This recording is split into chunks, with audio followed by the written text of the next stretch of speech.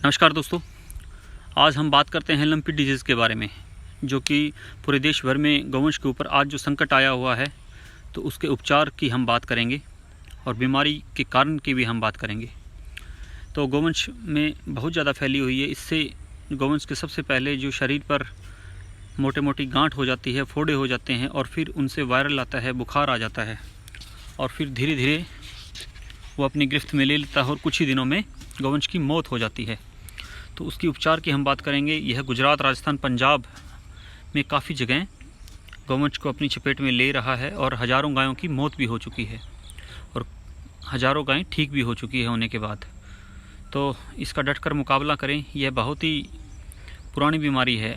1929 के अंदर अफ्रीका में भी यह आई हुई थी और भारत के अंदर 2012 में आई थी एक बार पहले, और अभी 2020 के अंदर आई थी। तो इससे आप सबसे पहले तो मक्खियों से, मच्छरों से बचाव करें गौवंश का। उनके नीचे धुआं करें, उनको मच्छरदानी में रखें। और देसी दवाई की मैं बात करता हूँ। 200 ग्राम जीरा लें,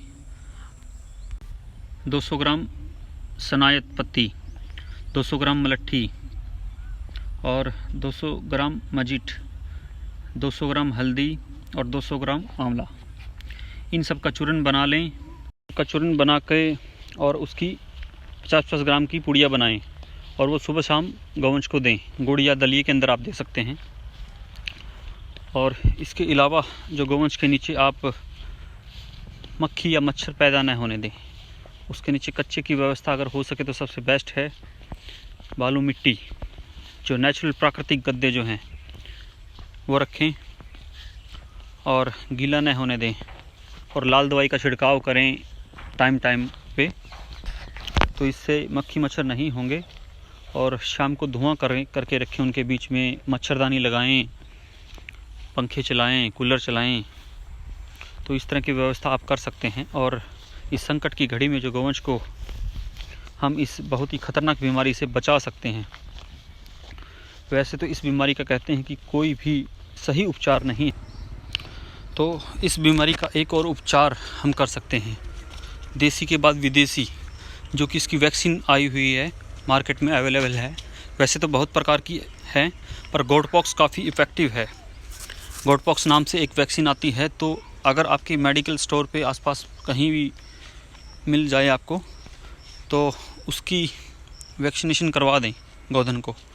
और वैक्सीनेशन करवाने से बहुत ही उसको सेफ्टी हो जाएगी, निजात मिलेगी और ये बीमारी आगे नहीं फैलेगी। अगर इस बीमारी की मैं बात करूं तो 1929 के अंदर दक्षिण अफ्रीका के अंदर यह बीमारी आई थी सबसे पहले।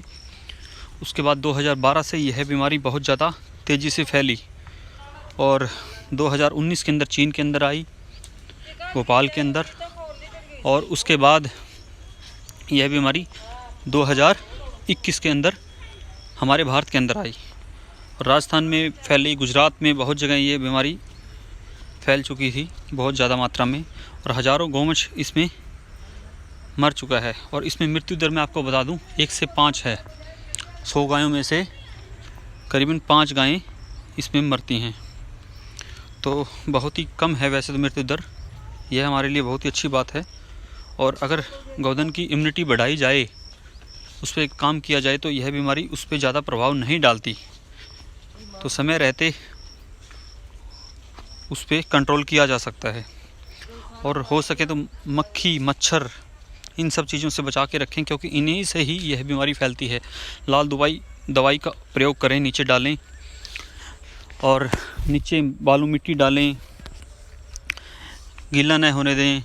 पक्के की व्यवस्था है तो पूरा छिड़काव करके रखें अच्छे से, मच्छरदानी रखें। तो इस तरह से ही हम इस बीमारी से निजात पा सकते हैं। जिस किसी गौवंश को अगर यह बीमारी हो जाती है तो उसको आइसोलेट करके रखें, अलग से रखें थोड़ा सा अन्य पशुओं से। तो इन सब चीज़ों का हमें ध्यान रखना होगा। और इधर आप देख सकते हैं बहुत ही स्क्रीन पर किस तरह से गौवंश आराम से बैठा है बिल्कुल इस मिट्टी के अंदर। नेचुरल गद्दे जो बोलते हैं, कच्ची मिट्टी सबसे बढ़िया होती है गौवंश के लिए। बहुत ज़्यादा मानते हैं इनको गौवंश, खुश रहता है, खुरों में दिक्कत नहीं आती किसी प्रकार की।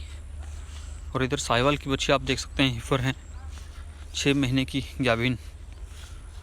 तो इस तरह से आप अपनी गौवंश का बचाव करें। और कृष्ण जन्माष्टमी के उपलक्ष्य पर आप सभी को हार्दिक शुभकामनाएं कि कृष्ण भगवान अपने जन्म दिन के अवसर पर इस बीमारी को बिल्कुल जड़ से ख़त्म करें और गौवंश को बचाएं। तो फिर से एक बार कृष्ण जन्माष्टमी की सभी को हार्दिक शुभकामनाएं। और बालू मिट्टी को आप देख सकते हैं, जीव जंतु बड़े ही खुश रहते हैं इसके अंदर, बहुत ही मज़ेदार और चिपकती नहीं है ये मिट्टी। पशुओं को देख सकते हैं सामने, ये देखिए भैंस को, इधर गाय को देख सकते हैं, कितने आराम से पैर फंसा के आराम से बैठे हुए हैं सभी। और एक चीज़ और मैं आपको बताना चाहूँगा, जो गोट पॉक्स वैक्सीन है वो आपके नियर डियर कोई भी मेडिकल स्टोर या वेटरनरी सर्जन है या कोई VLD है तो उसके पास इजीली आपको मिल जाएगी। यह 100 ml की आपको मिलेगी और 3 ml ही एक गोधन को लगेगी।